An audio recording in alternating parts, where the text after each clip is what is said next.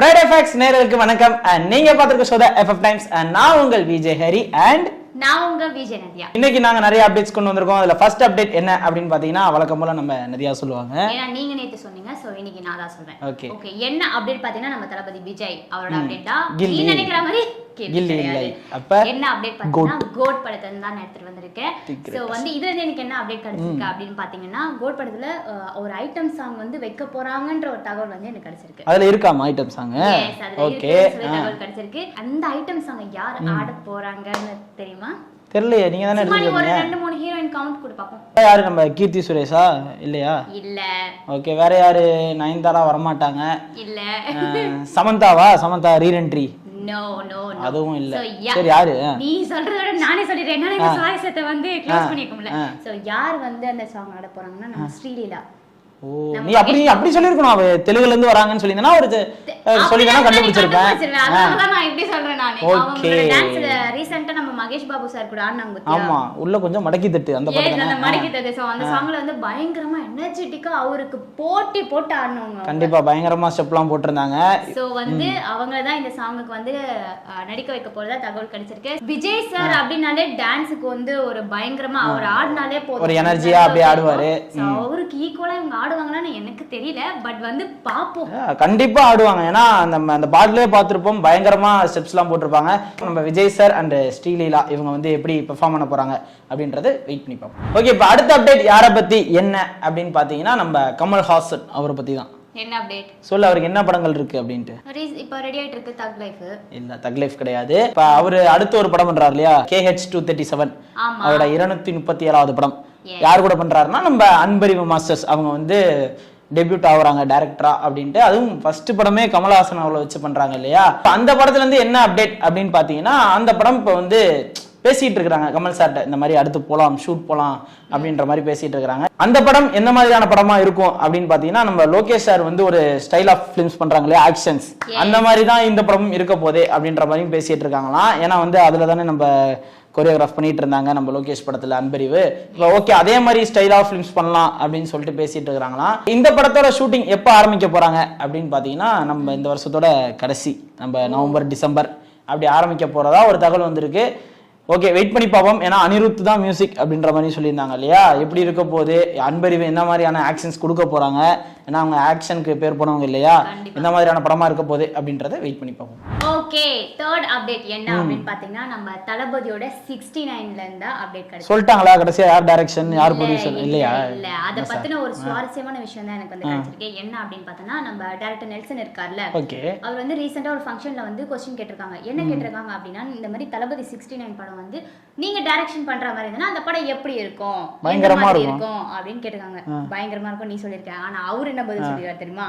தளபதி 69 படம் மட்டும் எனக்கு டைரக்ஷன் கிடைச்சது, அப்படி ஒரு சான்ஸ் கிடைச்சதுன்னா நான் கண்டிப்பா வந்து ஷாருக் கான், மம்முட்டி, மகேஷ் பாபு இந்த மாதிரி பெரிய ஸ்டார்ஸை வந்து நான் அந்த படத்துல கொண்டு வருவேன். இவங்க எல்லாம் ஒரு லாங்குவேஜ்ல உள்ள சூப்பர் ஸ்டார்ஸ்.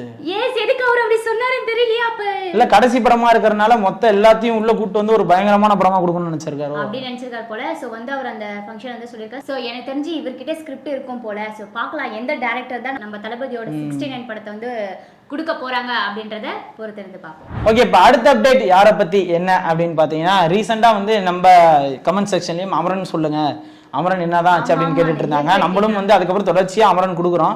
இன்னைக்கும் அமரனை பத்தி தான் ஒரு அப்டேட். இப்ப அமரன் படத்தோட ஃபைனல் ஷெட்யூல் வந்து இப்ப சென்னையில போயிட்டு இருக்கிறதா ஒரு தகவல் வந்திருக்குது.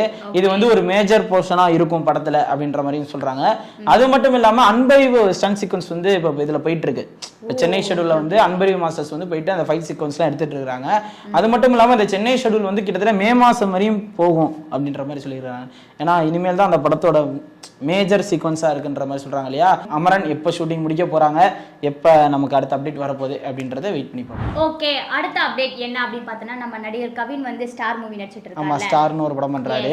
அந்த படத்தோட மூவி ட்ரைலர் வந்து இன்னைக்கு அனௌன்ஸ் பண்ண போறாங்கன்னு எனக்கு தகவல் கிடைச்சிருக்கு. ஓகே, சோ வந்து ட்ரைலர் இன்னைக்கு அனௌன்ஸ் பண்ண போறாங்க தகவல் வந்திருக்கு. அதுக்கு முன்னாடியே 2 சாங்லாம் விட்டுருக்காங்க. ஆமா, அந்த லேடி கெட்டப்லாம் போட்டு பயங்கரமா இருந்தாரு. லவ் சாங் மாதிரி. ஆமா, அந்த லேடி கெட்டப்ல என்ன விஷயம் அப்படின்னு பார்த்தனா அது வந்து சும்மா பாட்டுக்காண்டி இல்லையா. இது வந்து என்ன மாதிரி ஸ்டோரியா இருக்கும்னா படத்துக்குள்ள ஒரு படம் வர மாதிரி ஒரு ஸ்டோரி, அதுக்குள்ளதான் இந்த பாட்டு வர மாதிரின்ற மாதிரி தகவல் நிறைய சொல்லிட்டு இருக்காங்க. அது மட்டும் இல்லாம அவர் ரீசெண்டா நம்ம எலன் இருக்காருல்ல அந்த படத்தோட டைரக்டர், ஆமா. அவர் வந்து நிறைய இன்டர்வியூஸ்ல என்ன சொல்றாரு அப்படின்னா, இந்த படம் வந்து நான் வந்து லாக்டவுன் டைம்ல வந்து எழுதினேன், பயங்கரமான ஒரு ஸ்கிரிப்டா அமைஞ்சிருக்கு அப்படின்ற மாதிரி நிறைய சொல்லியிருக்காரு. ட்ரெய்லர்ல என்ன மாதிரியா கன்வே ஆயிருக்கு அப்படின்றது வெயிட் பண்ணி பார்க்கலாம். ஓகே, இப்போ அடுத்த அப்டேட் என்ன அப்படின்னு பாத்தீங்கன்னா, நம்ம சிவகார்த்திகேயன் பத்தி அப்டேட் தான். ஒரு ஆக்டரா ஒரு நடிகரா அடுத்த படத்தோட அப்டேட் கிடையாது, அவர் வந்து ப்ரொடியூஸும் பண்ணிட்டு இருக்காரு இல்லையா.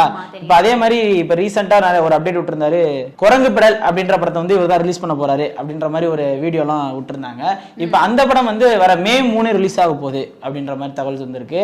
அது மட்டும் இல்லாம அந்த படத்தோட ஒரு சாங் செகண்ட் சிங்கிள் அது வந்து இன்னைக்கு 5 மணிக்கு ரிலீஸ் பண்றதா ஒரு தகவல் வந்திருக்கு. அது மட்டும் இல்லாம அது எல்லாருக்குமே தெரியும், அது வந்து நிறைய அவார்ட்ஸ்லாம் வாங்குச்சு அந்த குரங்கு பிடல் அப்படின்ற ஒரு படம்.